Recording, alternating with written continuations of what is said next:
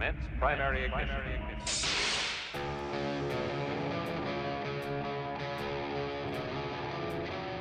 This is the way.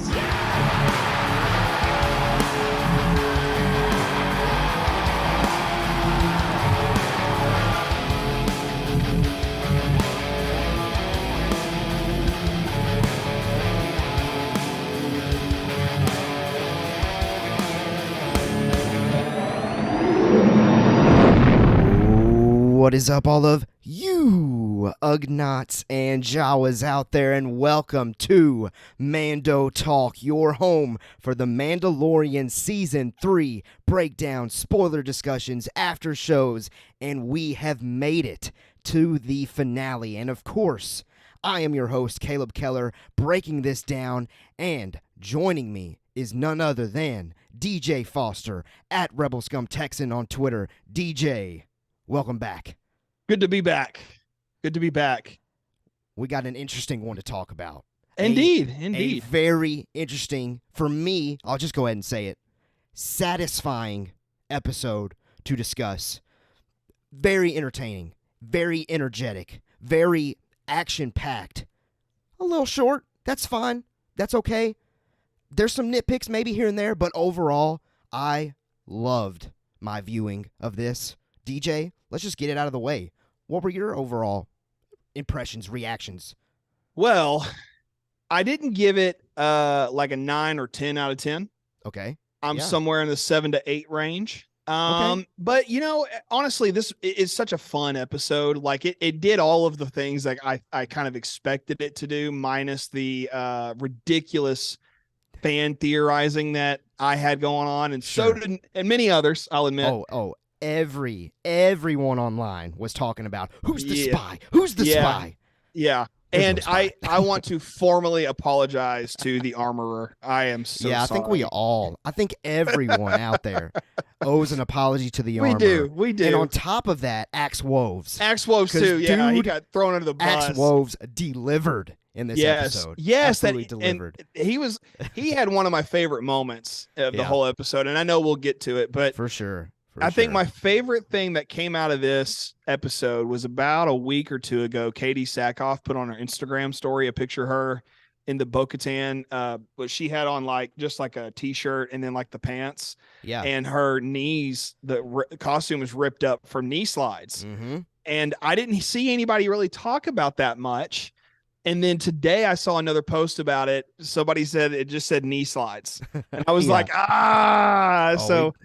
got some knee slides. a lot of good knee slides. We got a couple of knee slides actually, and it was it was good fun for me, and I can't wait, like you said, I can't wait to break this down scene by scene. And of course, you know, it is the finale, so you would think that this is our last companion podcast for the season. But it's not, folks. We got one more. We got one more great podcast episode coming out next week that you definitely want to check out, and here's why. Number one, it's going to be more so just open discussion. All spoilers, not necessarily like scene-by-scene breakdown. Like, it's going to go where we want it to go, essentially. We're shooting from the hip. Yeah, shooting from the hip. And it's going to be me and DJ, of course, but as well, Zach Horvath. He's going to come back. He was with us for half the season, so we felt it was only right to have him come back. Open spoiler discussion. Just let's do some takeaways, overall opinions, review, reaction, and just go from there. And I cannot wait to hear what he thought of the back half of this season in particular. And we also have a very important announcement to make at the end of this podcast that I also think will make next week's episode even more so a must watch and listen, regardless of what platform you're on, which, by the way, let's knock out all the plugs. YouTube, you can watch us there. Subscribe if you haven't already, and then check us out on any podcast platform. Apple and Spotify are the main ones. Subscribe there. Hit the likes. Hit the 5-star ratings. Podcast listeners, do those 5-star ratings. They help so much. We'd greatly appreciate it. But anyway, thank you so much, by the way, for riding with us throughout this thing. This has been such a blast. But let's have some more fun. Let's have some more fun with Chapter 24, titled The Return. And we return to some great action with the direction of, yet again, Rick Famuyiwa, and written by Jon Favreau. This episode was honestly a direct continuation of last week's. Like, it literally doesn't skip a beat, so not surprised in the slightest as far as keeping the creators the same. Any other additional thoughts on just Rick and John before we get into the scenes, DJ? I think that this went exactly the way it should have gone. Like, if you look back over the whole season, there, like I said, you said earlier, actually, you know, a few little nitpicky things. And I would be on the directorial side of the nitpickiness tonight. Okay. Yeah. But, you know, no, beyond that, I mean, at this point, you're just getting into semantics and details, and it's just, there's no point in like browbeating over that, because this was a very satisfying final episode of the season. And so, no, I have very little to say up front. I know there'll be tons of stuff that comes out as we go through the whole breakdown.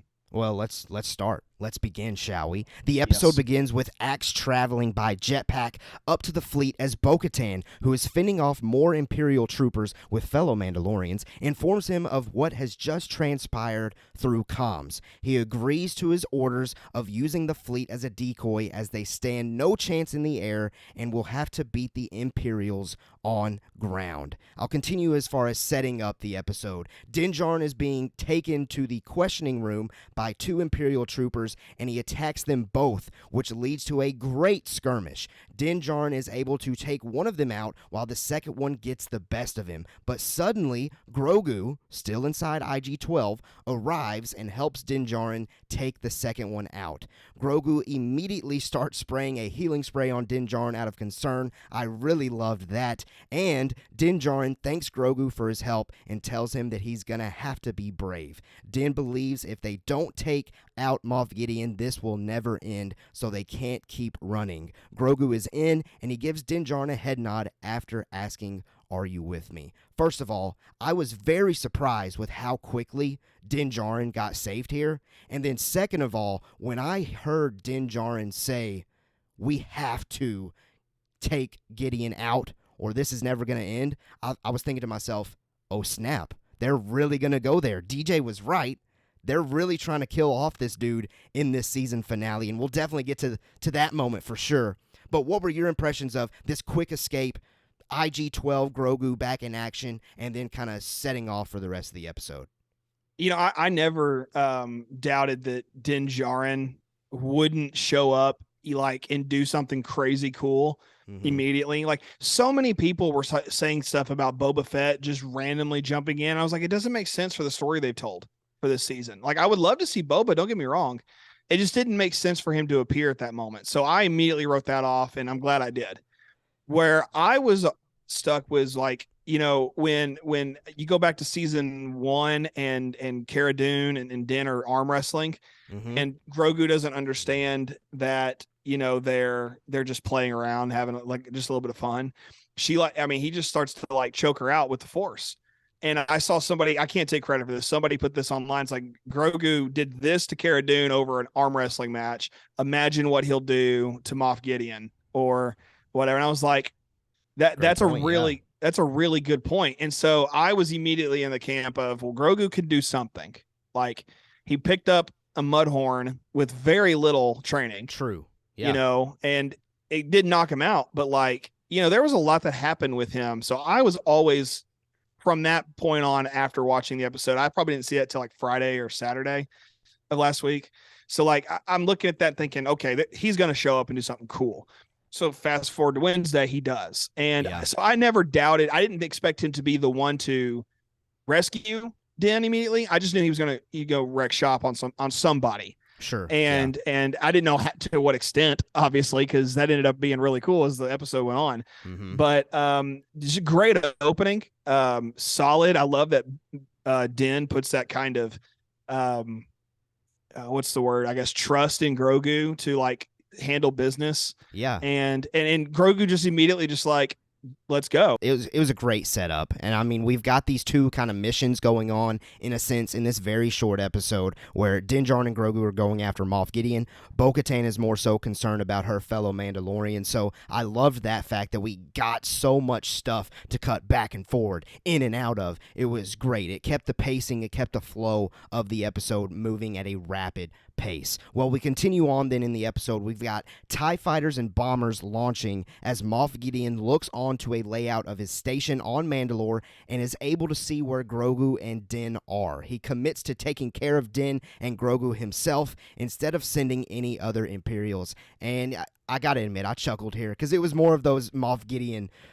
dramatics that we've definitely talked about last week. Din Djarin communicates with R5 and requests for him to locate Moff Gideon's command center, which is where Gideon operates. R5 hovers into a section of the Imperial station and begins getting intel as he connects to the schematics and eventually finds the location for Din and Grogu. Now, we're definitely going to come back to R5 because R5 has a great moment later, but I gotta say, this is where, for me, it was writing.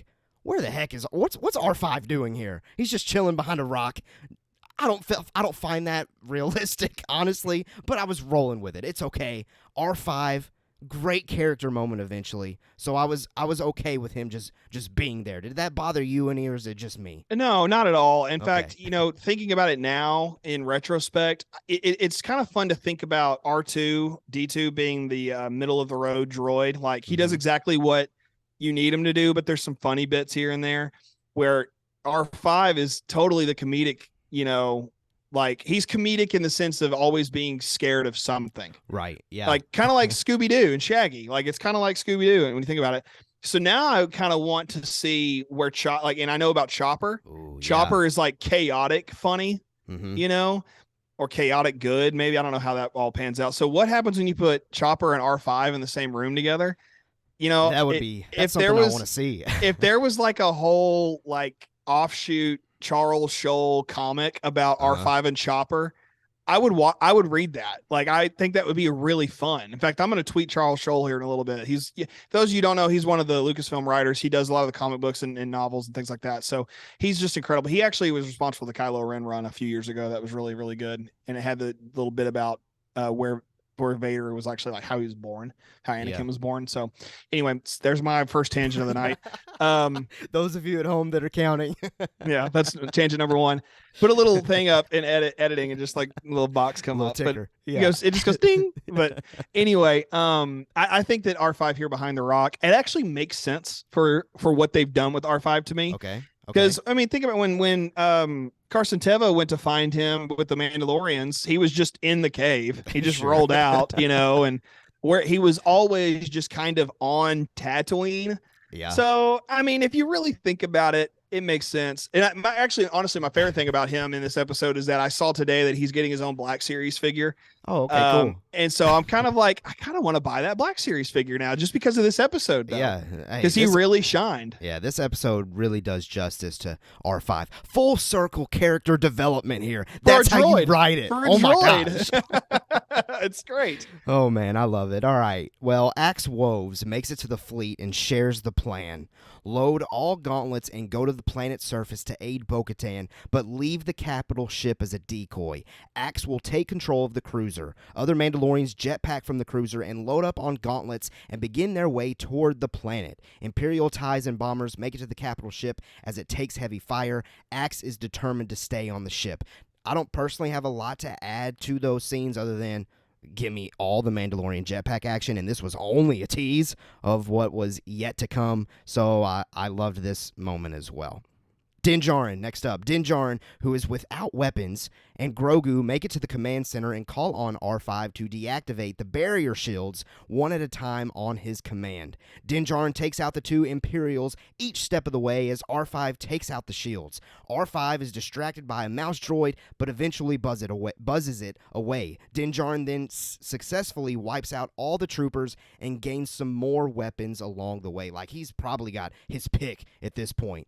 The weapons, though, I want to point this out. Some of the troopers had, like, these handheld, like, vibrating, electro, whatever. I don't know what they're called. But they definitely reminded me of a weapon that's in Jedi Fallen Order, and I need to go back and play that and really dive into that to see if I'm remembering that correctly, but it definitely gave me those kind of vibes regardless, and I loved the comedic relief. We've already talked about it. I loved the comedic relief of the mouse droids and R5 kind of getting the mission done and having that fun, lighthearted moment while all of this intense action is going down. I loved this action, though. It was, like you alluded to earlier, it was great to see Din Djarin do something epic yet again, because I gotta admit, it's felt like a couple of episodes since we've seen him kind of hit this level of epicness. So it was great to get those vibes again. What'd you think of this scene, DJ?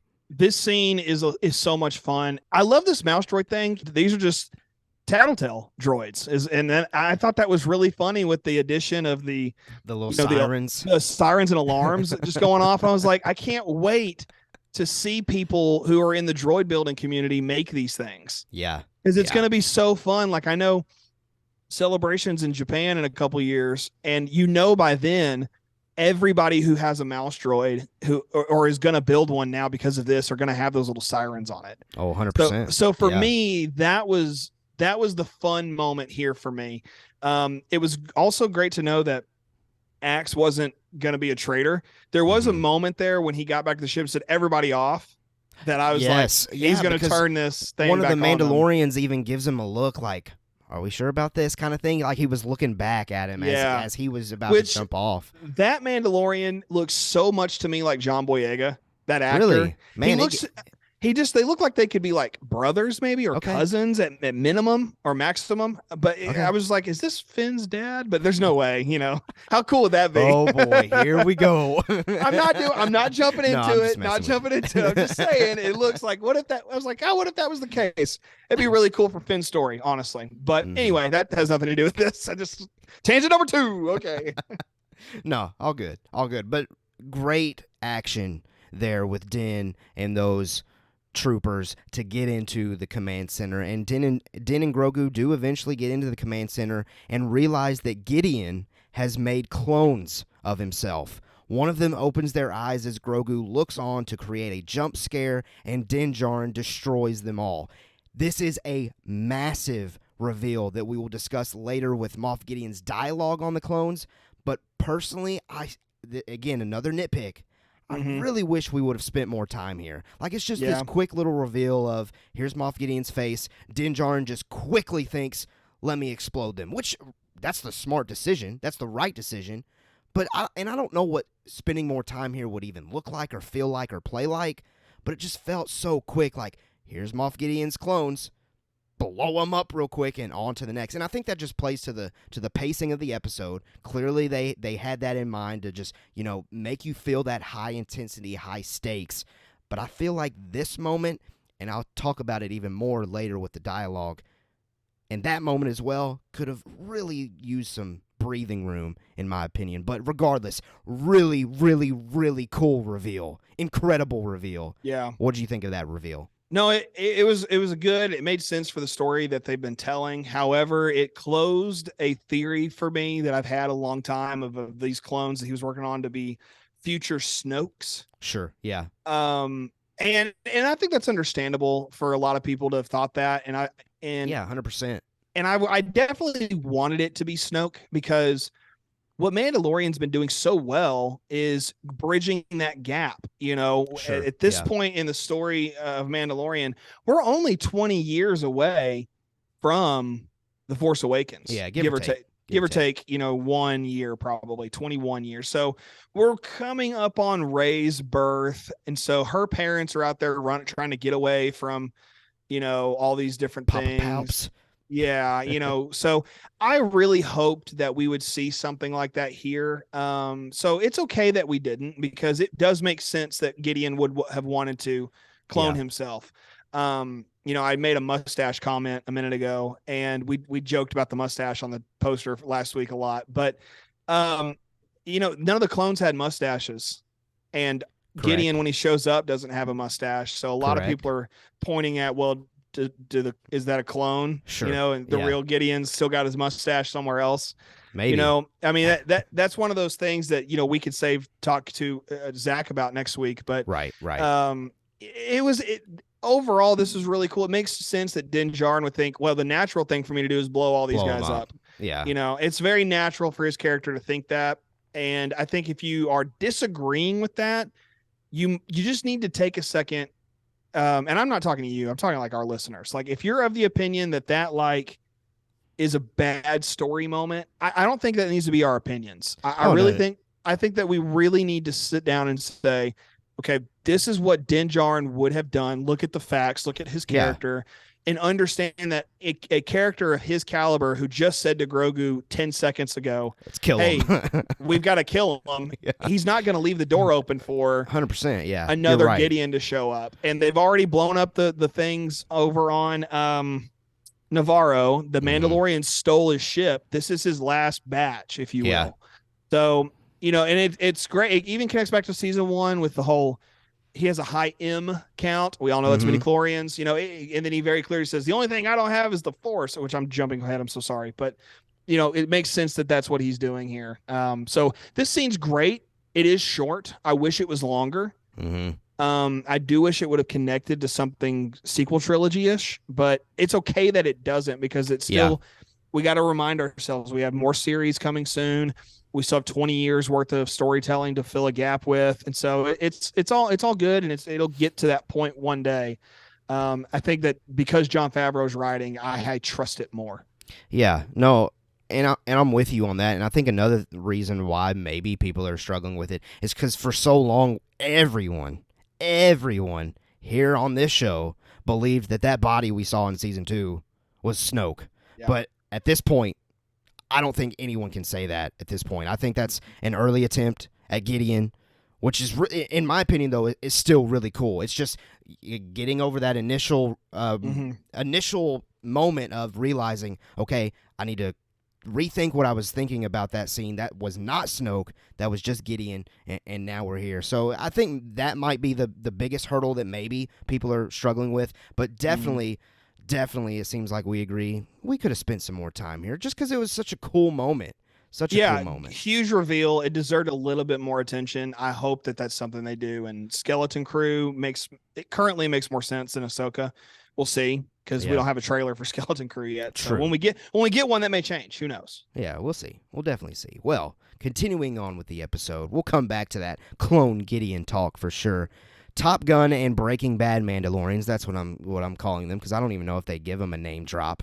The two dudes that have been in Top Gun and the other dude that's been in Breaking Bad, they show up, they take Bogotain and the other Mandalorians to planted farms filled with species indigenous to Mandalore underground. They've been dormant since before the centuries of civil war. Once the planet was abandoned, they sprouted in spots.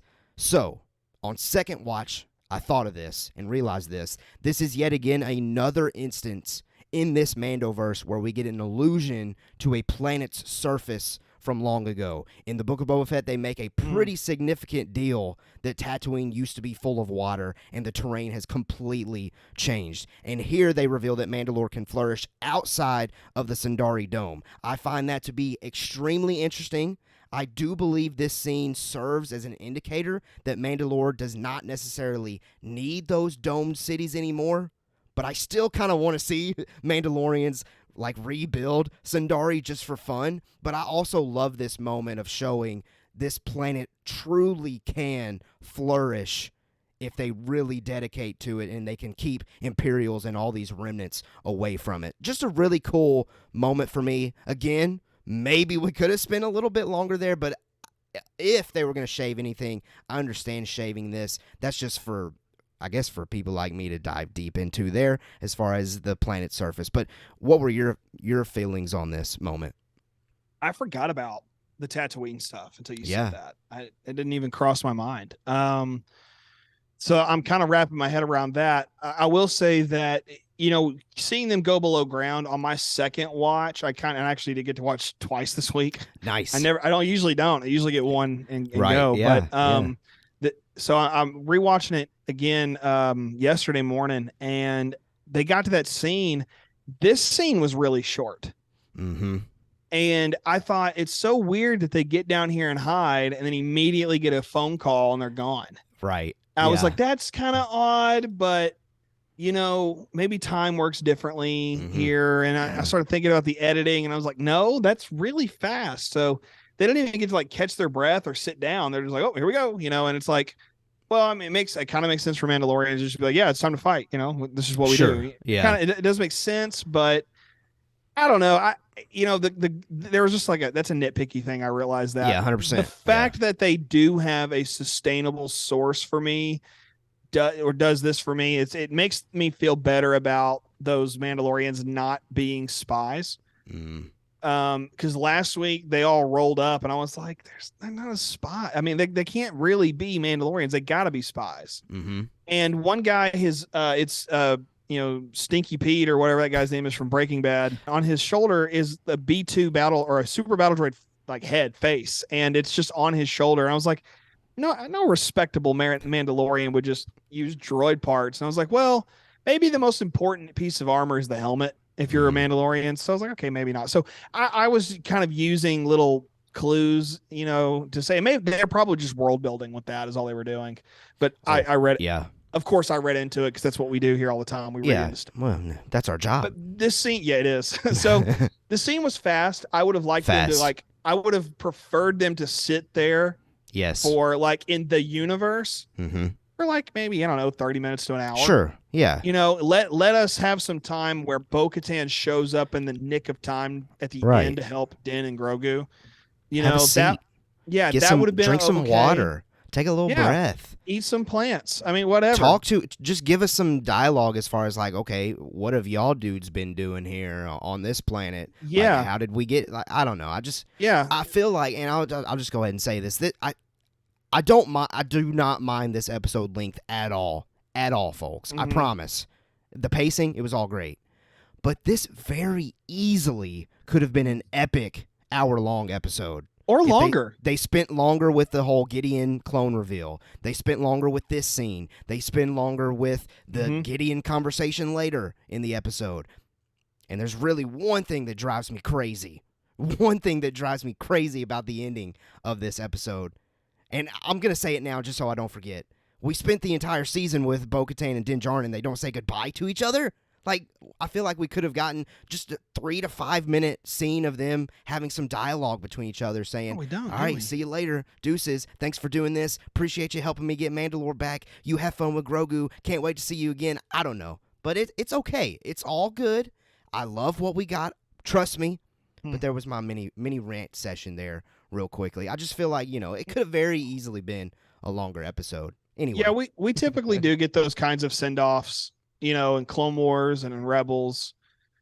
I mean, even up to this point in Mandalorian, we've gotten stuff like that. It does seem kind of odd to have left that out. Now that you say that, I hadn't thought of that.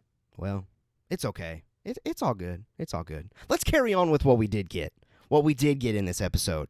Suddenly, the armor is leading the reinforcements and lets Bo-Katan know that they have arrived. And Bo-Katan declares it's time to reclaim their planet. It was sick to see the armor and Bo-Katan jetpacking side by side and Bo igniting the Darksaber while jetpacking. I mean, come on.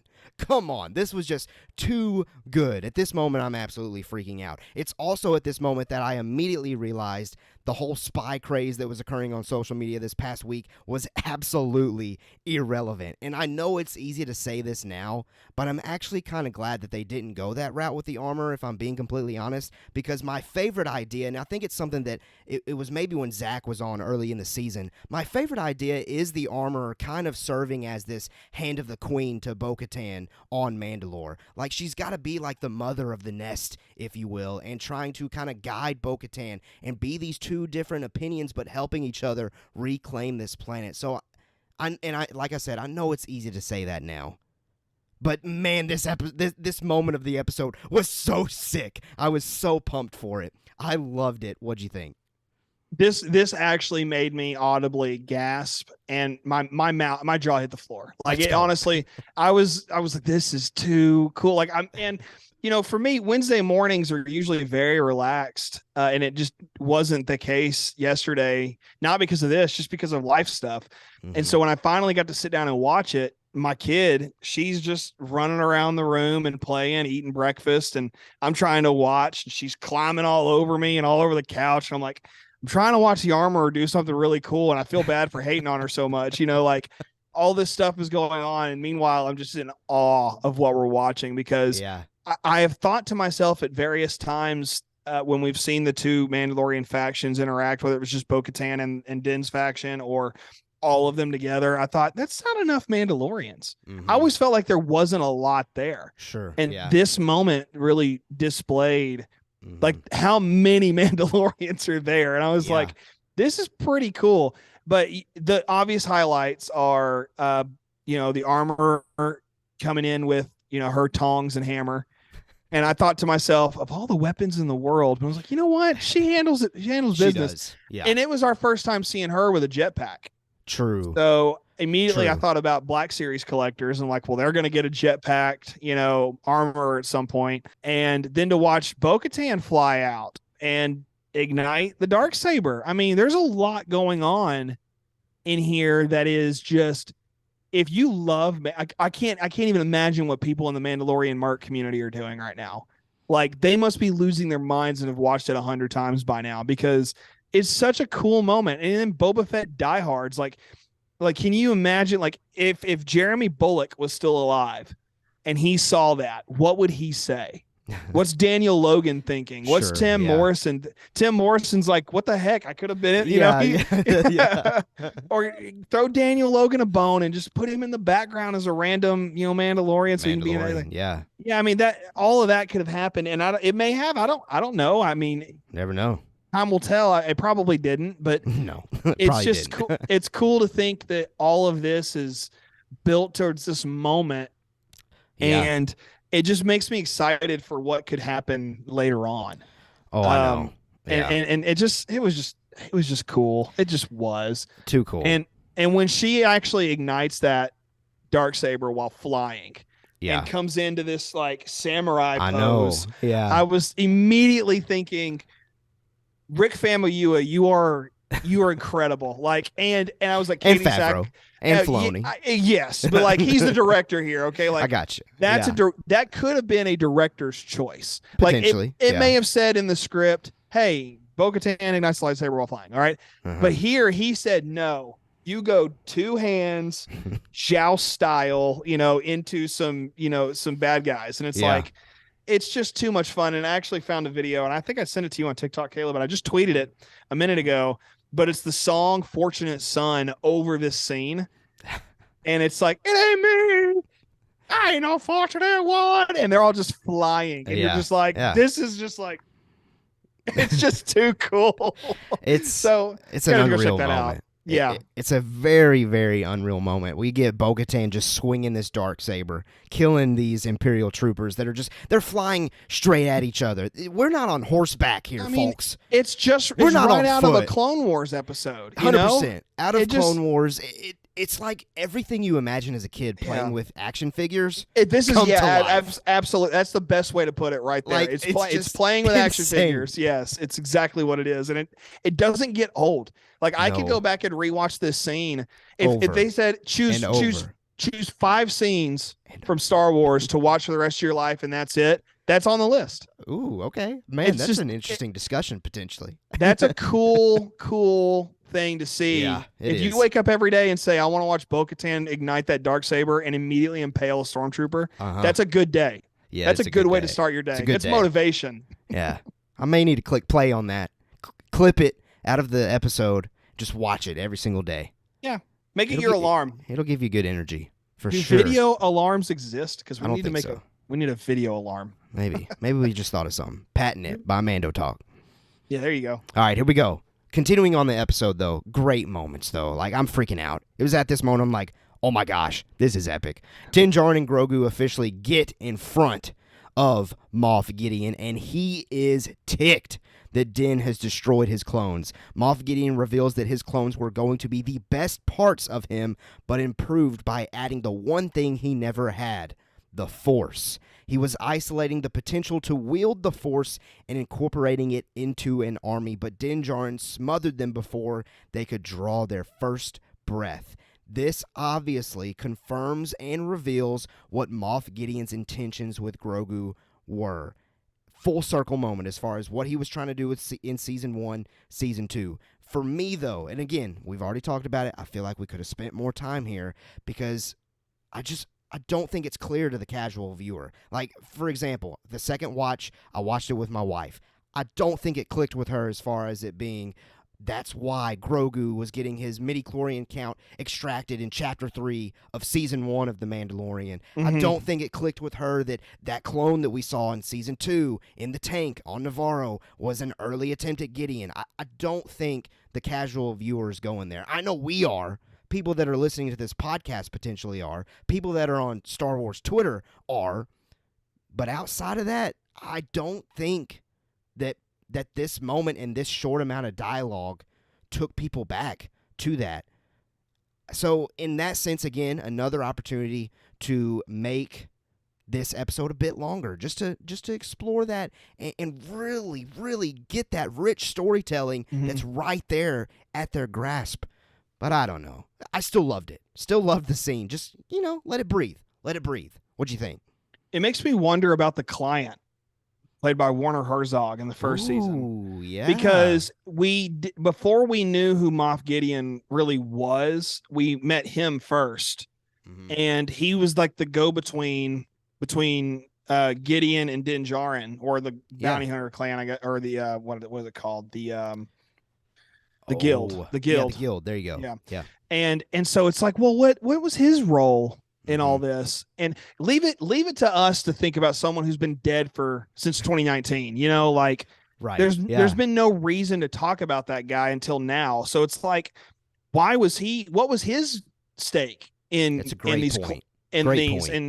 And now I'm curious what will happen with him, with Dr. Pershing, with Kane, and if whether or not Gideon. Never mind, I won't mention that one. But like, just like certain things that, like, where is it playing into things, and how does it lead to Thrawn, and how does it lead to Hux Senior and all this other stuff we saw last week? It really makes me want to know more about the stuff the Empire was doing in its remnant side of things from end of Return of the Jedi to now, because that is 10 years of history there. Or give or take, it's probably more like 7 or 8 years probably. But regardless, you have Return of the Jedi Endor, Project Cinder from Battlefront 2, and then you have the Battle of Jakku also from Battlefront 2. So from that moment, which took place not even a year after Return of the Jedi, it just makes me want to know, okay, what was the Empire? What were all the contingency plans? Like, what was it? Yeah. What was Palpatine doing in the event of not just his death, but the downfall of the Empire? How deep does Project Cinder go? How does it lead to what is this new project called? Necromancer. Necromancer, right? Yeah, Necromancer, which might have been a callback to Lord of the Rings, by the way, but that's a different story for another time. So you've got all this stuff happening with just this little moment. And thankfully, we're unpacking it here and we're asking questions. Yeah. And if somebody at Lucasfilm happens to be listening to Mando Talk, I really hope someone is, because I want whoever is at Lucasfilm who oversees and listens to all these random Star Wars podcasts that are out there to hear us say that is something that needs to be developed. As a guy who goes by Rebel Scum, like I adopt that name because it's an insult from an Imperial. Correct. Yes. I would love to hear more about the Imperials. I want to know these things so that I can, and that's a story that's worth telling, is really what I'm just trying to say. That's all I'm trying to say. No, and I'm with you. I do think we need to remind ourselves, though, and this connects to the Shadow Council discussion last week. This is what Gideon's doing here is not on the Empire's radar. This is the secret stuff that he's been up to. It doesn't connect to what Thrawn has planned. It doesn't connect to what the First Order has planned. It doesn't connect to any of that stuff. This is Moff Gideon acting out as simply Moff Gideon. There's no one else backing him right now. It's just him simply taking advantage of having Dr. Pershing there, probably manipulating him in some way to getting this Gideon clone cranking. But still, regardless, like, just just elaborate on the fact that it connects to, you mentioned the client, Werner Herzog's character. And it even goes back to Bad Batch. Talk about Dr. Pershing even a little bit more, because we had an entire chapter dedicated to him. I don't know. There was more opportunity there. But, and again, I know me and you and people out there, we can draw our conclusions and we can see those connections. I just don't know if it really worked to that level to everybody else. But, I mean, it worked for me because I have that knowledge, but I know not everybody out there does. Yeah, it gives so much for what could happen, which we will talk about next week. And if and I hope that you're still listening. I know we still have people listening. And watching. Thank you for watching. But, if at this point, if you're still like us and you're like, yeah, where is all that? Come back next week, because between the three of us and me, Caleb, Zach, we're gonna have some really cool thoughts, I think. Yeah, and we don't even know what Zach thinks. Yeah. Oh, I don't even know what Zach thinks. So it's just gonna be one of those cool things to I don't know, just juggle and figure out what it all means. Okay. Yeah, absolutely. And another thing to give you some comfort. Clearly, they're still telling this Mandoverse story. So we got Ahsoka, we got Skeleton Crew, we got Mando 4, we got all this stuff coming. So we may just need to practice some patience. Maybe we'll get those interconnecting, more dialogue. I don't feel like I've been neglected as a fan here. Oh, definitely not. I think if anything, it's here's this 12-ounce ribeye, and now they're like, do you want another one? How about a side of ribs? I feel like it's one of these. I always go with. Why do I always go with meat? I always go with steak and. It's all right. Burgers. See, you were talking about the Rebel Scum part of your name. Now we're toward the Texan part of the name. It's listen, all 250 pounds of me. I'm telling you, it's a struggle. Oh man!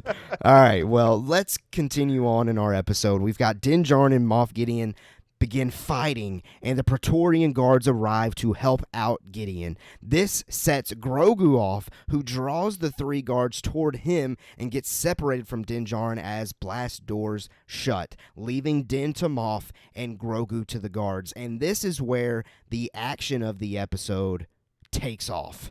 So I'm just going to go ahead and recap the action moments, and we will just discuss and see where that discussion takes us. The Mandalorians continue to go ham in aerial combat, with even knee rockets getting back in the action used by Casca Reeves. I'm freaking out at that moment. Grogu leaps out of IG-12 as one of its arms is cut. Bogotain sees Moff Gideon and Din Djarin from a distance and blasts toward their direction and essentially tackles Gideon to the ground. Bogotain tells Din that she's got this and to go save his kid. Bogotain ignites the Darksaber, and Gideon whips out a double-sided weapon that can withstand the Darksaber. The guards prepare to land a striking blow on Grogu when suddenly Din arrives. Grogu begins using the Force, and Din uses brute force to take out the three guards together. Let's pause there as far as the action goes. I see what you did there. Yeah, absolutely. Yeah, you had to. You had to. I loved, again, getting back to the core of the Mandalorian. We see Din Djarin doing some great things, but now Grogu and Din Djarin are working together to do something absolutely incredible. I loved the way that they were able to take out these three Praetorian guards. Anything else you want to add to that action that we've gotten to so far? Anything just really gets your attention from there? Yeah, just the weapon stuff, honestly. Just looking at what Gideon pulls out, it's not too different than what his Mandalorians, or not Mandalorians, his Beskar stormtroopers were utilizing just a few minutes ago. You mentioned Jedi Fallen Order. It is a scout trooper that uses a similar weapon. Okay. Although I don't know, I'm trying very quick. I should have done some research, but here we are. I'm just trying to figure out what they're using. Because you meet them so often. Here's the name. It's called an electro bat. Okay, that makes sense. Makes sense. That's a very unique weapon name for Star Wars. But I feel like it's an on your nose name for Star Wars. I don't know. I mean, we got Vibro Blade. True. It makes sense, but you're right. Darksaber. Check yourself, Caleb. Check yourself, Caleb. Darksaber, lightsaber, blaster. The list goes on. But okay, I digress. That was a stupid comment. But to your credit, you did point that out when I had completely forgotten about it. And you being the Cal Kestis fan that you are, it makes sense that you would pick that out and be like, okay, that's a cool thing to notice. I the shields and their thing never even clicked. It never even clicked. So, and I know that we see those riot shields and those electropats. Sounds like something Batman would use. It makes sense we'd see something like that here. So I'm all for it, and I think that this is just really cool to watch them fight and finally see Moff Gideon. Like, I feel like at season 2's finale, it was just like, I'm just gonna beat you to death is really what his whole method was. Here he's like, oh, I've got toys too. Like let's see who's got speak softly and carry a big stick. It's like, well, forget the speak softly part. Let's just see who's got the bigger stick, basically the bigger weapon, who's got the badder weapon. And then I love the idea that I can just see Favreau like writing. He's like, and then he pulls out an electro bat. Like, he's just, he's having so much fun writing it. He's he's typing or writing away, 100%. And he's just like, he's calling Dave like, I just came up with the greatest idea. It's just two bros having fun, and then you call Rick, and Rick's like, oh, we're going hard. He goes, oh yeah, we're going hard. It's just the idea of them having these discussions. I want to be a fly on the wall so bad. So I know. All of these things, I know it's such a small little, it's just a fight scene, but like, there's so much going on in this fight scene, and it's like, this is fun. Just a lot of good Star Wars. Just Star Warsing in these moments, for sure. For sure. Yeah, continuing with the action. Axe Woves is going down with the capital ship, who plans to take out the base with a crash. Bo is too busy to respond as she is still fighting Gideon. Gideon bends the Darksaber with his hands, making it unusable as Bo-Katan falls to her knees. Gideon removes her helmet. Then Gideon declares the Darksaber is gone, and Mandalorians are weak once they lose their trinkets. But I loved the fact that Bo-Katan immediately claps back by saying, Mandalorians are stronger together. Din Djarin arrives and begins firing on Moff. So all of the crew is back together. But again, we'll pause there because we got to talk about this. How do we feel about the destruction of the Darksaber? I got to admit, for me personally, I was bummed initially. It was kind of like me being bummed with the Skywalker lightsaber when they split it in half in The Last Jedi. But of course, now we know that Rey fixed it. There's still possibility that the Darksaber gets fixed. But I also love the idea that now the Mandalorians are free of that cursed tradition, and they can kind of go about their ways a little bit differently now, to where they're not having to rely on that stinking Darksaber to determine who should lead them, and maybe they turn their attention toward that mythosaur that's still swimming underwater. Maybe so. We'll see. But what did you think of the destruction of the saber? Yeah, I mean, as soon as it happened, I was like, this is so odd. And I have a little bit of a weird beef with the presentation of the Darksaber in this season, particularly. Okay. In Rebels, when Sabine, and the spoilers for those who haven't watched Rebels, if you haven't, what are you doing? But when Sabine has it and she's training with Kanan in season 3 or 4, wherever that is, I think it's season 3. She mentions how heavy it is. Mm-hmm. It never looks heavy when Bo-Katan's using it. And it hasn't really looked, to me, it doesn't.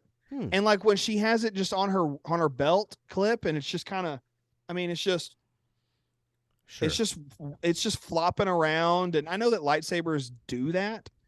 It just seems weird here to me. Like, I don't know why. I just don't like the way it looks. I feel like it's not bulky enough. It's too thin.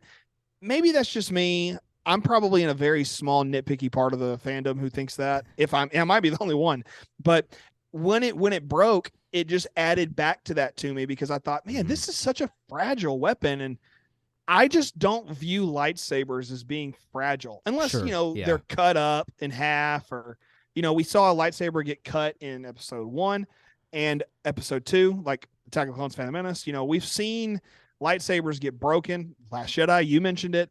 Last Jedi was this epic moment, and that it seemed very heavy. This doesn't seem heavy to me, but it does do what you said.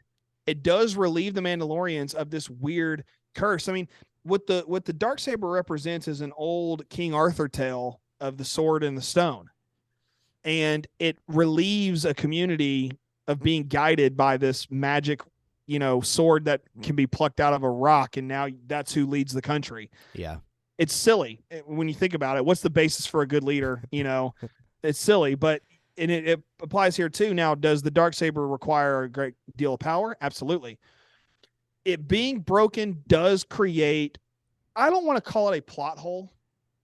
I don't want to call it that. I wish there was another term, maybe like maybe it's a doorway. Okay. It's going to open to something in the future that we could talk about now. We're talking about next week, probably be the best option. So it is a weird bummer in a sense to see this thing go. It does make me wish that I had bought a toy Darksaber like a year ago, Sure. or 2 years ago. And I'm sure they're still going to sell them. No, but I was going to say I'm glad I didn't buy a Darksaber last year, Really? specifically when I was at Disney, because I would be even more bummed the fact that it's destroyed this week. I'd be like, well, crap, this sucks. You can still get the Darksaber at Disney, though. You can get it anywhere. I wouldn't be surprised if there's a moment where, they go pick it up, off camera and they're like, hey, I've got it in season 4. Maybe it's just one of those things. Could be. I don't know, but it doesn't really like bum me out, but it does. I guess I'm just neutral to, I'm negatively neutral. Yeah. Well, regardless, and I feel those vibes, by the way. But regardless, I do appreciate the plot movement of it. Maybe it's just maybe it's just the execution of getting there could have been just a little bit different to fill your doorway. Yeah. Well, continuing on, seems like we're bummed that the Darksaber's gone, but again, really good pushing of the plot for these Mandalorian people moving forward. Axe escapes the cruiser as it begins crashing into the command center. I'm so glad that he did not go down with the ship. I feel like that's just a overused trope, if you will, in plot, but he's got the jetpack. Why would he not blast open a window and jet off? So glad that they did that. Grogu, Din, and Bo are all working to take out Moff Gideon in the middle of all this chaos. Gideon appears to burn to a crisp from the cruiser's crash, and Din, Bo, and Grogu wrap around each other to protect themselves from the flames.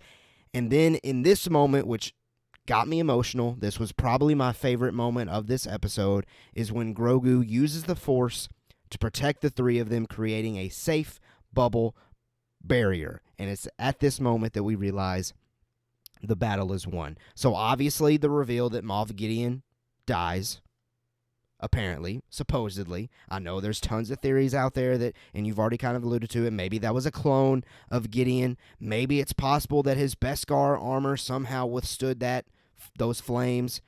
We'll see. Time will tell. But regardless, for me, again, the Force moment gives me, of course, for those of you that have seen Rebels, gives you Kanan vibes and immediately puts you in those emotional moments for sure. I just loved this. I loved seeing these three working together in this way. All the knee slides, even Grogu performing a knee slide. Like, come on. This made this finale really good to me. I really enjoyed this moment. How about you? Everything about this ending was what it needed to be. Like I said last week, I was like, I thought all these crazy theories, and I said, and guess what? I'll probably be wrong. So glad I was. Yeah. And so glad that, Axe Woves got out of the ship. So glad that we got to see the Bo, Din, Grogu team up. Because I felt like the Grogu content, and I feel like a hypocrite saying this. I feel like the Grogu content was lackluster to a certain point this season. Okay. And I've in the last, especially the first season, I was like, this isn't even the Mandalorian. This is the Grogu.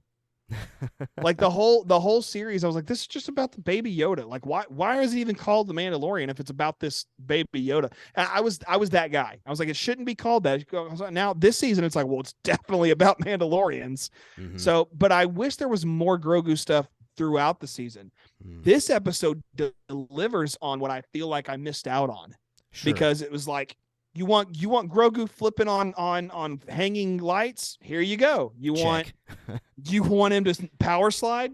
There you go. You want to see him get upset because someone's beating the crap out of his dad? Check. There you go. Like It's exactly what you'd want from a Using the Force sensitive- in an epic Yeah. way. Yes, Check. and not draining him. Yeah. You know? Now he did take a little cross sit, like a little Indian style sit, but yeah, it didn't drain him. That's that was just cool. That's meditative. It's character growth. I'm Love like, it. I thought so badly they were going to make this kid talk finally. And of course we're not really to that point yet. Yeah. But I thought that would be the moment. Like I Mhm. was like, he's going to say it. Here he comes. It was like, we're going to hear his voice. And I was just like, I was that guy. And it didn't, and it's not like I'm upset that didn't happen. I'm so glad it didn't happen. I wanted it to so bad. And I still want it to happen. I'm so glad it didn't happen, personally. But like, what are they going to do? Get like Frank Oz's grandson to come in and be the voice? Like, it doesn't. It's probably going to be like, Steven Stanton, who does Tarkin and old Obi-Wan and Rebels or something. Like, they'll call, or Dave Filoni will just pull out his Chopper vibes and just, he'll just be, I don't know, it'll be something, or call up Freddie Prinze Jr. and have him be Grogu's voice. It'd be hilarious. It'd be ridiculous. It makes no sense, but it'd be awesome. It didn't matter. I wanted it to be this moment. It wasn't. It's okay. Everything else is. I'll take the great music swelling over the speaking. Well, that's not really what I'm saying necessarily, just in that moment. Like when they're just sitting there and they're calm. Okay. They kind of like have that moment. I'm with you. Okay. Yeah. I don't want him to be like doing this, and be like, this is the way. I don't want him to be doing, that's just cheesy. Like that's something out of a SpongeBob cartoon. That doesn't make any sense. Like, he could be doing this and focus and great, but when he sat down, sure, and he goes into that Qui-Gon Jinn-esque meditative moments. Okay, yeah. I want him to just kind of be like, this is what he should have done right here. He sat down and he went, just patu. That is what would have made that even better. That guy Gideon was. Wouldn't that be something if that was the first thing he says, man? Oh man, I loved it though. I a loved grunt.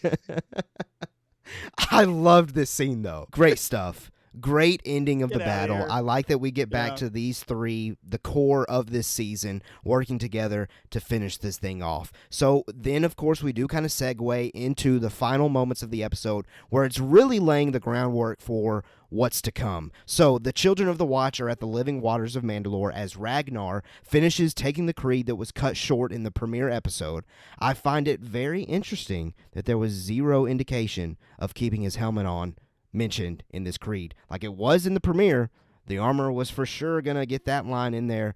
It's nowhere alluded to here in these moments. So maybe the armor is getting to the point where you can be part of our creed, but maybe there's some exceptions as far as the helmet rule goes. We'll see. I think that's something, again, that we could dive deep into with our looking ahead and overall reaction and recap podcast coming out next week with Zach. But great moment. Loved that. Loved that full circle moment as far as this season goes. But then we get even better stuff here. Din Djarin sets Grogu down and requests for him to be added to the song. The armorer says he is too young to speak, so he is too young to take the creed. He must remain a foundling. Din Djarin asks if his parents gave permission, could he not become a Mandalorian apprentice? The armorer responds by saying yes, but his parents are far from here if they are even alive. Din Djarin declares he will adopt Grogu as his own then. And then, of course, we get great dialogue from the armorer. Let it be written in song that Din Djarin is accepting this foundling as his son. You are now Din Grogu, Mandalorian apprentice. You must leave Mandalore and take your apprentice on his journeys, just as your teacher did for you. And, of course, we end the scene with a great, this is the way. This is the way. This is the way. Loved this. Love this. I know people are going crazy about why is it Din Grogu instead of Grogu Djarin. I don't care about that personally. I just love this. I love the fact that Din Djarin wants Grogu to take the next step as far as his Mandalorian journey goes, though. I have to admit, maybe the whole adoption thing didn't necessarily get me because I thought, we've essentially already kind of done that, but it was just the naming of, you're now a Mandalorian apprentice, you're now Din Grogu. All of that stuff really, really, really worked well for me. And another thing, we keep getting allusions to these songs of Mandalore. I need to start seeing some Mandalorians sing. I mean, come on, give us some songs. Let's hear it. That's kind of lighthearted joke there. I don't really mean that. I don't need to see an episode of songs and things like that, but I just love the dialogue here. What'd you think of this moment? Okay, so I want to talk about the last name, first name thing. I know it's not like, I agree with you. It's not a big deal, but there are other countries in the world besides America, guys, that do the last name first, first name last. Okay. Just quick Google search, France, Greece, Italy, Belgium. I also read somewhere else, India. So, and Japan. Okay. What is Mandalorian is based on 2 genres, samurai and Western. Mm-hmm. It doesn't take a genius to figure out that samurai comes from Japan. So it's just given us this really cool cultural, I don't want to say here's a bone, throw you a bone kind of thing. That's kind of underselling it. It's returning back to the roots of Mandalorian, of the show The Mandalorian. It's based on 7 Samurai, Hidden Fortress, all of these Akira Kurosawa films and concepts, that he got from an American filmmaker named, I believe, John Ford. And so you get all this stuff and it's this melting pot. So the last name, first name thing shouldn't be a problem because there are other cultures in the world. And for us, I think it's very ignorant, culturally speaking, for someone to say, why is it his first name Grogu? Yeah, it doesn't matter. It doesn't matter, So is Din Djarin's name in America Djarin Din? Sure. Does it matter? Absolutely not. Nope. Am I still going to call him Din Djarin? Absolutely. You know how many coaches I had growing up who called me Foster? Sure. Okay. Yeah. Like it's no big deal. So if that's a problem for you, all right, get you a straw and suck it up. Okay. All right. That's on the first name, last name thing. And you mentioned the no helmet thing. I think that goes back to the armorer telling her, hey, you walk both worlds. Mm-hmm. So I think that there's going to be this point where initiates beyond Ragnar are going to be able to have this choice or this option, a choice to wear the helmet when they want, don't wear the helmet when you want, or not. Maybe it's just like, hey, you're a Mandalorian, you don't want to wear a helmet. No big deal. We do. We just feel like you need to, it's not a big deal. I think that's fine. It doesn't really bother me. But I also think it's a cool open-ended thing that we could explore again in the future. Yeah, and I definitely think we will. So we do, again, we kind of get more set up there with that. Next up, though, we definitely got to mention this. The Mythosaur is still shown to be awake as it bellows in better lighting to give us an even better look at it. I do believe it's important to note that the camera pans into the water as Grogu is looking into the water, so maybe that's foreshadowing. I definitely think it is, personally. Gotta be. So I'm not sold on the fact that it's going to be Bo-Katan being the one to tame that thing. It could very well still be Grogu. I know people at the beginning of the season were freaking out because people got to the point where, maybe the Mandalorian really is, the title of the show really is alluding to Grogu becoming that Mandalorian to kind of lead the way, which everyone lost their minds when Bo-Katan became that suddenly in the middle of the season. And now I feel like this is fuel to that fire yet again of if you feel like the Mandalorian has always been alluding to Grogu, in fact, here's your evidence, in my opinion, that is still definitely a heavy and likely possibility as far as him looking into the water, getting that Mythosaur. Loved seeing the Mythosaur. Bummed, honestly, a little bummed that we didn't get it in this episode, but I look forward to seeing that Mythosaur in action eventually. It's got to be in action eventually, right? Yeah, because that's there's no way that's not foreshadowing. And I just realized how much else we have to talk about, so I'll be quick. You got Grogu looking into the water, 1000% foreshadowing. It goes right down into this watery pit where the Mythosaur, this side hanging out. Okay, it's going to happen. Okay, but let's think about what Grogu has been doing for. I'll go 4 seasons because let's count Book of Boba Fett. Sure. First season, he connects with a mudhorn and lifts it in the air. Okay. And then fast forward to, I don't remember if it happened in season 2, but in Book of Boba Fett, we've got him calming the Rancor. This season, he definitely did it somewhere else. can't remember. I don't remember. Well, there was something else. Well, him looking at the mythosaur is just a callback to him connecting with other Star Wars animals. Mm-hmm. It's also a callback to Ezra, who's showing up soon in Ahsoka, you know, and what is he able to do? Connect with animals, you know, wolves and loth cats and other things like that. So and Rey does this in Rise of Skywalker.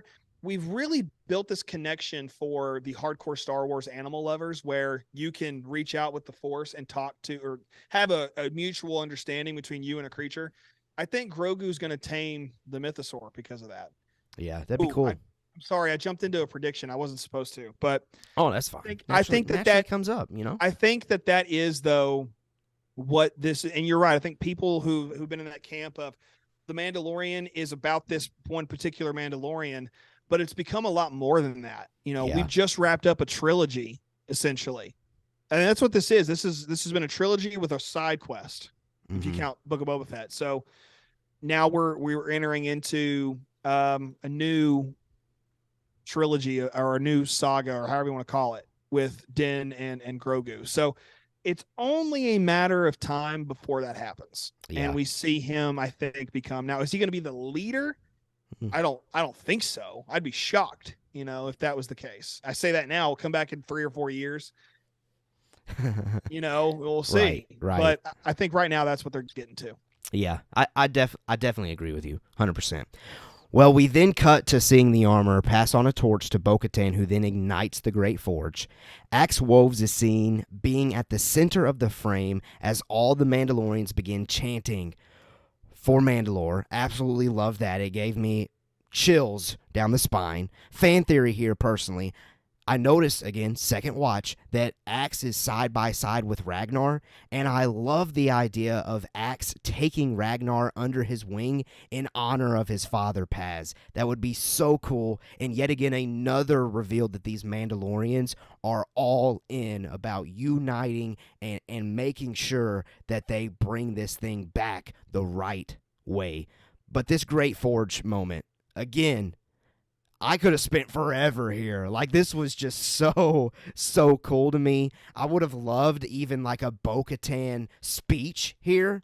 Like, give Katie Sack off the floor for like 2 or 3 minutes and just give this rallying cry to announce essentially that we're back, baby. We've got this place. We've done it. Now let's do it together. That would have been cool, but regardless, just seeing that Great Forge igniting, super cool, super cool. Any thoughts, any additional comments on that Great Forge moment? You mentioned earlier this idea of not returning to the dome cities and living kind of on the land. I think them reigniting the Forge is allowing us to kind of do best of both worlds, or say, no, we're not done with the dome cities and we're going to use the resources we have and try to replenish those.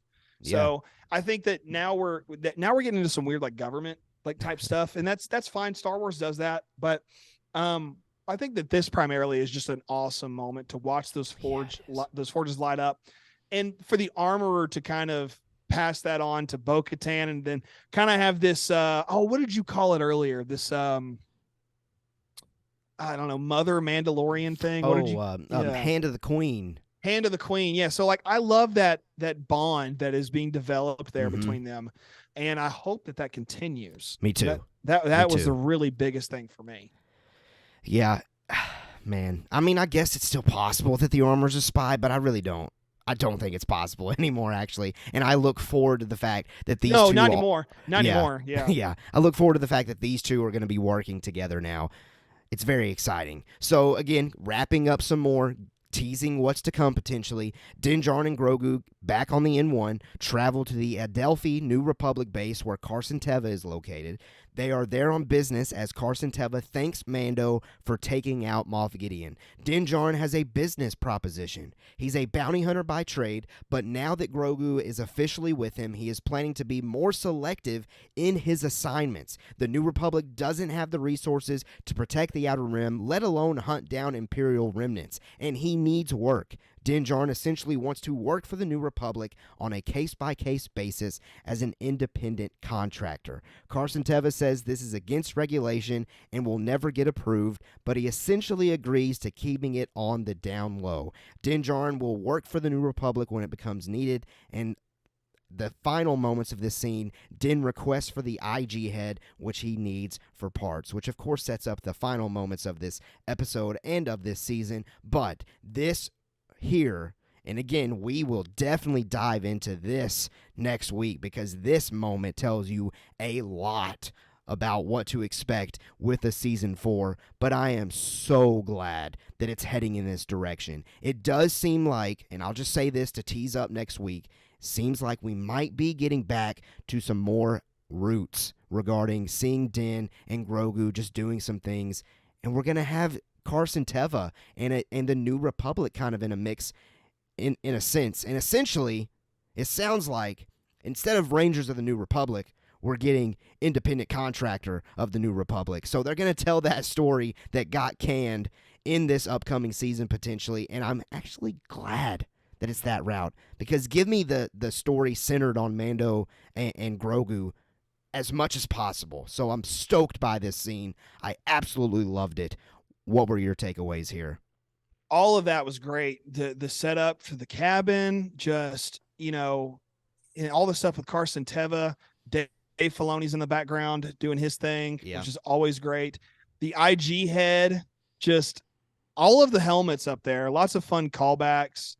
Lots of little Easter eggs in there. So there's a lot of really good stuff. It definitely was going to set up the next seasons. I'll say seasons because I'm hoping we can cram in a season 5 before Filoni's movie. Yeah. I like the idea of doing one saga and the cap off of that saga to be the movie. That'd be cool. People will go see it and not have a clue what's going on because that's what people do. Like, what's that weird movie? Go, Mandalorian. I heard about that. Is that Baby Yoda thing? Okay, I'll go see it. They're going to do that. So, I think that's going to be a good setup to get to that point. Hopefully they'll do a season 4 and 4's written. I know that. Yeah. Season 5 would be awesome. And then Filoni's movie would be cool, but maybe season 5 is Ahsoka. Maybe it's Skeleton Crew. Maybe it's just this Mandoverse like we've been saying all along. Yeah. Just as fine. My favorite stuff here, though, is when they get back to Navarro. Oh, definitely. 100%. I mean, just watching them in the cabin, being outside. I don't like, this is my one truly nitpicky thing about the episode, though. Oh, man. Here we go. I do not like how the circle at the end it felt like a cartoon. No. Okay. I see that.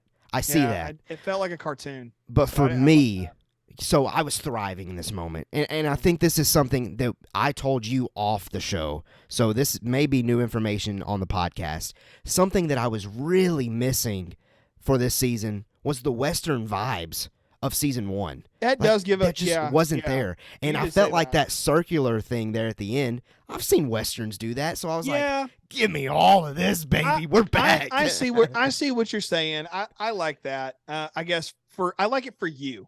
How about that? Okay, thanks, man. Like, Thank you. I don't like it for me because it does feel like a cartoon. Uh-huh. You're right. Westerns in that way. And that's fine, I guess, if that's what you like. It just immediately I was like, okay, it kind of took me out. All right. Okay. Like I've heard people say that the helicopter at least it took you out on the outshot.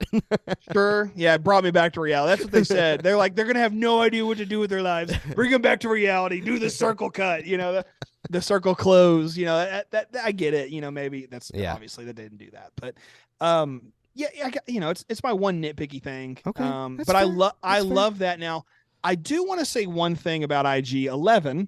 Hey, he's back. So he's back. So he's the Marshal of Navarro now. IG-12 gone. It never even mattered in the first place. Nope. So my rant last week cut Irrelevant. short. Like all of them. But here's the thing, though. I don't know if a lot of people picked up on this, but they slowly killed off Cara Dune through this whole season. I don't know if anybody picked up on that. Potentially. No. I'll tell you why. In the first episode, I think it was Din asked Grief Cargo, where's Marshal Dune? Oh, she was transporting Gideon. Right, but Grief reveals that she got a new job before Gideon got transported. Like she's got a different job within the New Republic. See, I didn't understand it that way. I understood it that she transported Gideon off. Maybe I missed that. May be something to talk about with Zach. We'll see. I may have missed something, but I want to just go ahead and say how I think, if I understand correctly. Okay. Yeah. I may have missed this. I may need to go back. But if they are in fact trying to officially kill her off, okay, because they obviously are not going to return to Gina Carano. We all know that debacle. We all know how that went. Okay, but that's mentioned. Then we see the abandoned cruiser, and then IG-11 becoming the marshal solidifies it. You know, if that is how if I understood that correctly. So I just think that something that it doesn't matter which side of the argument you're on. Closure, I think, is necessary for a character who was there for probably one of the biggest moments in Star Wars, which was Luke Skywalker taking Grogu. Yeah. Okay. Yeah. That's important for that closure. You know, we got that closure with Casca. We got that closure with Bo-Katan. We got that closure with Moff Gideon. We got that closure with Din, and we got that closure with Fennec Shand. So Cara Dune the character deserves that closure. I think that this is something that they're attempting to do. Again, providing I understood that correctly. Yeah, I mean, well, regardless if the character is alive or not, I do think that is in fact closure on the character itself. But again, maybe something that we should revisit next week, because hopefully my plan is to get a watch. I don't know if this is going to happen, to get a watch of every episode this season before we have you and Zach come back on to kind of just talk about everything, more so just open-ended.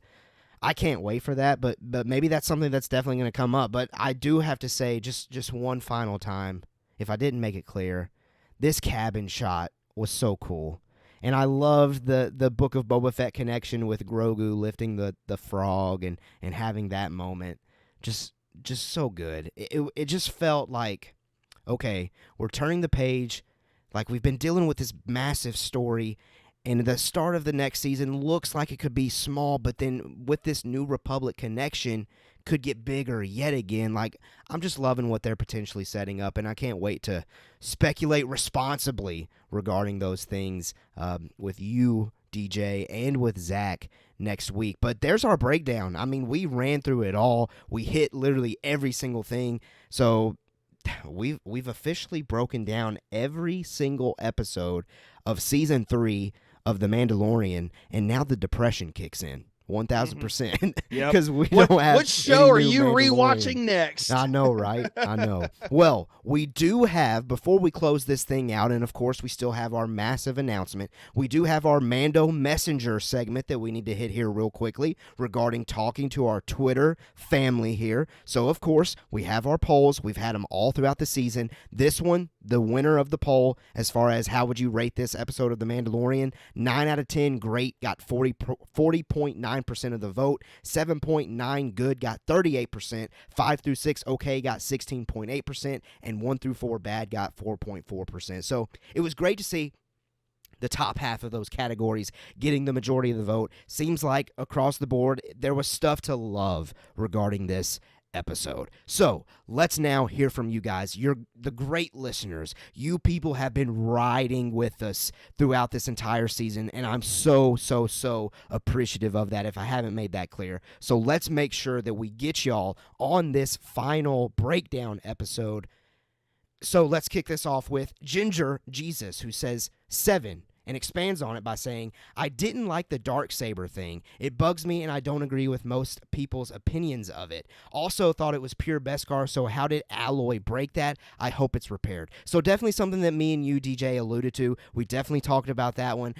I am slightly bummed. I do still strongly believe here that the plot movement worked for me. Maybe the pinching and the crushing of it, maybe that part didn't, though. 1,000%. Next up here, we got Boba Fett. Boba Fett, he's showing up. What? Boba Fett? Where? Boba Fett says 6 because there was no Boba. Okay, I probably would have said that if you had asked me, like, premiere episode or maybe the second week of the show, but it became very clear to me early on that Boba Fett had no place in this story for me personally. How do you feel about that, DJ? 6 because there's no Boba. We all know that you truly rated this an 8. we all know. We all know. That's fair. That's fair. All right. DJ Armando, lackluster, rushed, and way too short. And I respect that opinion. I really do. I respect the opinion of it being too short. I am a little surprised by the lackluster wording, though, there. Like, I do feel like we were very well pleased, at least here. I felt great. I didn't feel like it was lackluster. I really enjoyed this finale, but, it's okay if you didn't feel that way, DJ Armando. It's all good. It's all good if this finale didn't work for you to that level. He doesn't speak for all the DJs. I just want to throw that out there. Of course. All right, Chris Hughes says, awesome. They put images on that screen that I have imagined for over 30 years. Yeah, 1,000%. It's just full-on, action-packed goodies, action figures. You're in your room, you're outside, you've got your action figures, you've got them going at each other. Yeah, it's 1,000% what we've always imagined as kids. Well, let's continue here. Blue Jedi says, 11, fan-bloody-tastic. I love that you loved this episode that much. Sounds like Blue Jedi, because I've heard from you several times this season. Maybe this is your favorite of the season, and I'm thrilled that it felt that way to you. Continuing here from Blue Jedi, there were some up and downs over the season, but overall it's my favorite one. Change in the narrative meant it wasn't a simple quest plot relying on fan service cameos. It was character based. Seen stuff I never thought we would in my life. Live action Mandalore, outstanding. You know what, Blue Jedi? That tweet is probably like our main focus potentially as far as the season as a whole, with Zach coming back on next week's podcast episode. So I'll digress for the overall season opinions at the moment, but I'm so thrilled that you feel like this one's your favorite. We may do some personal, what's our favorite of the 3 seasons so far? We may do that next week. That's a great idea. I already know my answer. Okay, well, yeah, I already know. Come back next week. Yeah. Jessica Sitton. I loved it when Din told Grogu to be brave. He's such a dad. Yes, loved that dad energy moment. Jessica continues by saying, I liked it. I wish I hadn't read all the fan theories because I kept waiting for another big death other than Moff, but I liked it. I'm wondering if they filmed it before Season 4 was given a green light. It works perfectly for a series finale, but leaves the door open. Yeah, I do think they knew Season 4 was coming, Jessica. I think they've known that Season 4 was coming even while they were shooting. I just think that The Mandalorian loves doing these kind of, this is a great, happy ending at the moment, but then they'll come up with a way to open it. And yeah, they have a way for the door to reopen.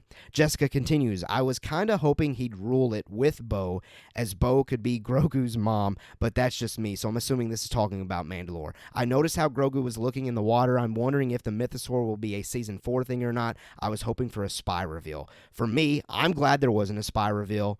We've kind of talked about that here. And yes, 1,000% Season 4 Mythosaur, it's coming. It's coming, and we'll talk about that maybe next week more so as well. And Jessica says, favorite part was hearing Grogu being adopted. Loved that. I'm curious to see if John and Dave have heard what fans have had to say this season and maybe tweak something for the next season. I'm excited to see what comes next. I love Mando always, even if the season has bumps. Go Din and Grogu.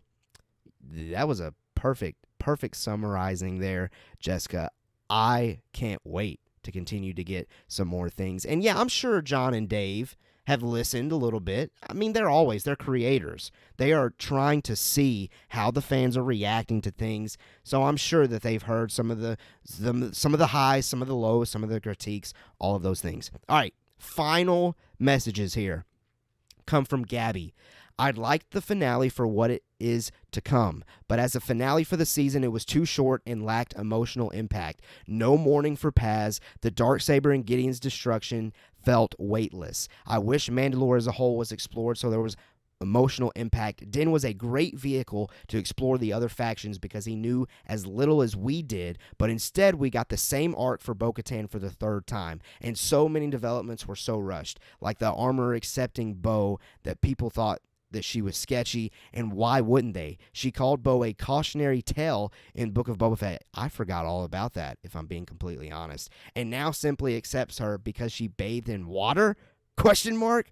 While I like the season, or I like that the season left us in a clean slate for Din and Grogu, I wish it wasn't at the expense of exploring Mandalore as a culture. They simply just rushed through reclaiming it. I don't know why they thought we weren't interested in Mandalore or its people. Din could have learned to care about the planet along us. Gabby, I don't think we're done with that stuff, though. And I understand why you feel that way. Like, I'm with you. We could have spent way more time mourning the loss of Paz, getting a sense of what it's like to reclaim Mandalore, how these Mandalorians are feeling in this moment, all of these different things. I totally get all of that stuff. But I think that stuff's still yet to come. And again, I know we keep saying this, but I've got some ideas that I'm going to present next week that might make you feel better, Gabby, that might make you feel better about getting those Mandalore things, and maybe even mourning for Paz could come along with it, stuff like that. Definitely, we've talked about it. This episode could have been a good hour, hour 10 long, and really dive into that. But maybe they still have that planned, and maybe going back to what Jessica said, maybe John and Dave will take a note. Hey, they want more Mandalore. Let's give it to them. So we'll definitely see. But thank you so much. Every single one of those people that have tweeted us there, like I said, have been riding with us all season, have been sending in those feedbacks, sending in those messages. Some of them loved episodes. Some of them disliked some episodes. But we always have a respectable conversation.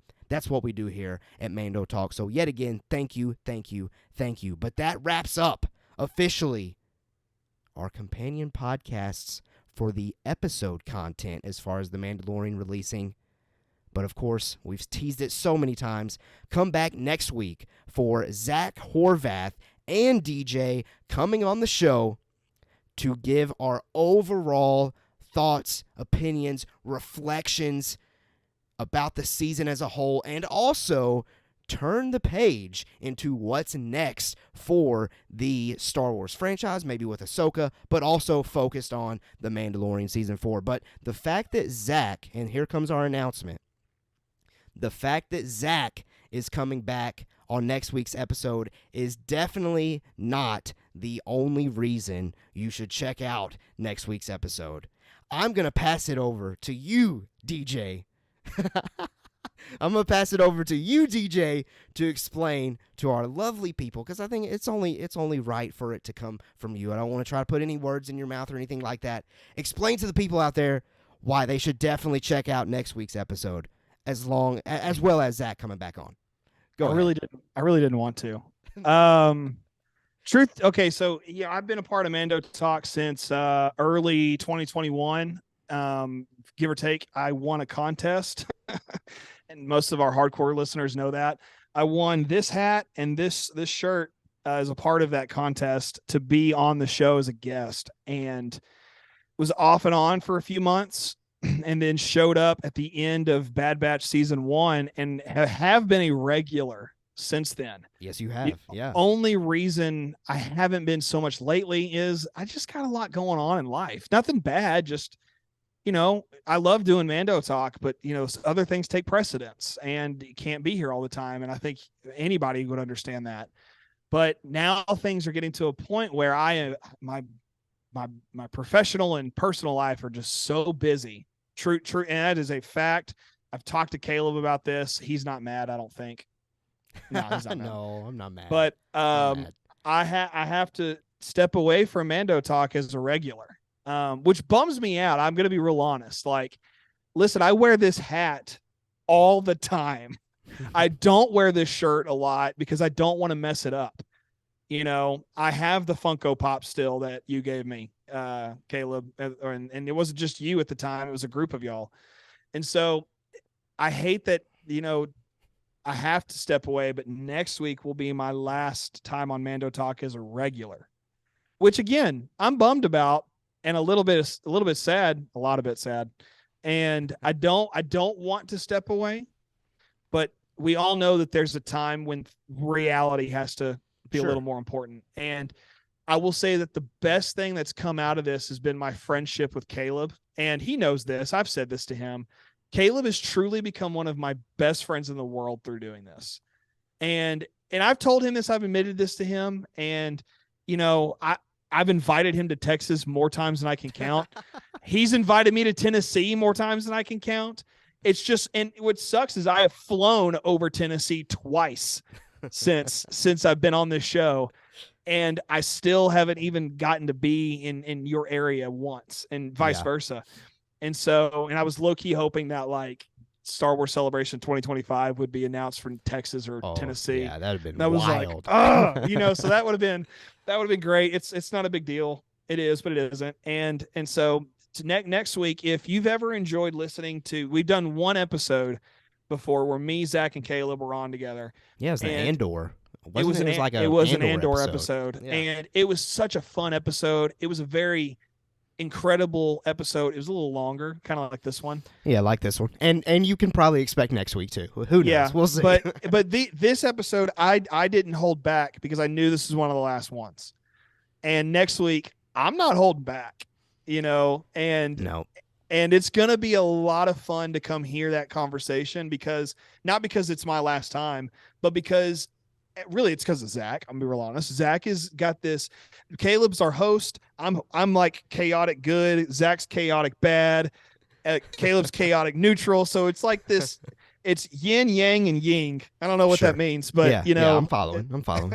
And so it's going to be a lot of fun to have that conversation. So please come check it out. Not because you should anyway, but just come check it out. I mean, it's going to be a lot of fun, and it's my what is it, like I keep thinking Fast and Furious, like one last ride or something. One last ride. Something ridiculous that I'm supposed to say, but well, that it's not the last time, right? And that's what I was gonna say. Like, obvious, you know, you're just not gonna be on regularly. Like, I'm sure there'll be times where we text and we say, hey, man, you got to come on the pod for this one. Yeah. Maybe like Ahsoka premiere episode, or like Ahsoka finale. Like, it's just such a banger that we're like, okay, you're coming on. We got to do this. Yeah, I've texted you when I had like some off-season time. I texted you, I was like, okay, I got to get on because this is too good. Right. And I don't even remember what it was. I think it was a trailer. I was like, we got to talk about this trailer, whatever it was. So yeah, you know, that those times will still happen for sure.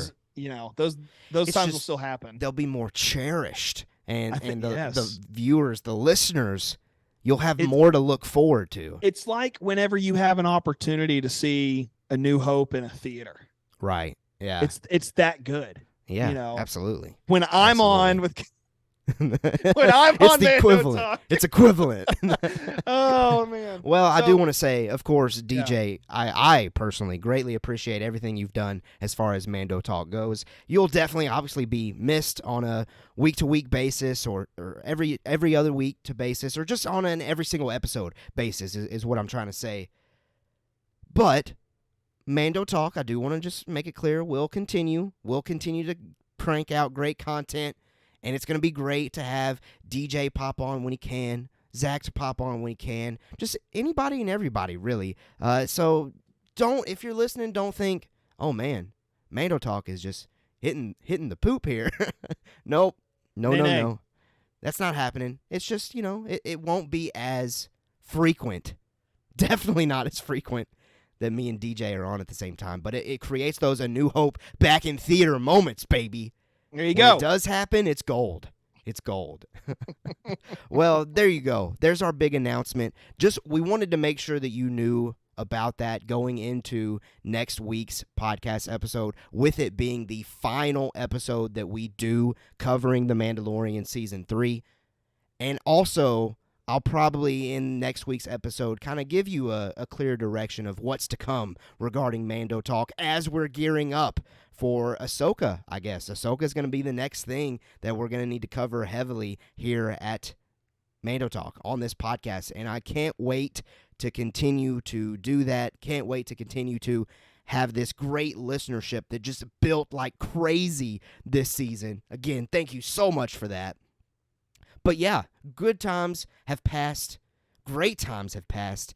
But even better times will continue. We'll continue on. But DJ, appreciate you. appreciate everything that you've done. So we'll go ahead, close this thing out. DJ, final words to say regarding the episode, the announcement, some plugs, anything on a personal level before we officially get this thing done, which might be we might be doing our longest episode yet with this one. So let's close this out. Just again, thank you everybody. I gained quite a fun group of people to talk with online, a lot through Mando Talk, and my personal Twitter account grew a lot from that. That was never the goal, but the goal was just to talk Star Wars. And Caleb thankfully was like, yeah, you're nerdy enough to do that. Star Wars we did. And big time. And we're not done, of course. So thank you for that. Yes, Mando Talk will continue. I will pop in and out here and there, and I'll be like a groundhog. I'll just kind of do my thing, but fair. Or Bugs Bunny, however you want to look at it, whatever. And I'll be around. And so that's great. As far as, personal, I've kind of said it, to those of you who've been here for a while and have listened to me, thank you so much. Continue listening to Caleb and whoever else may come on the show.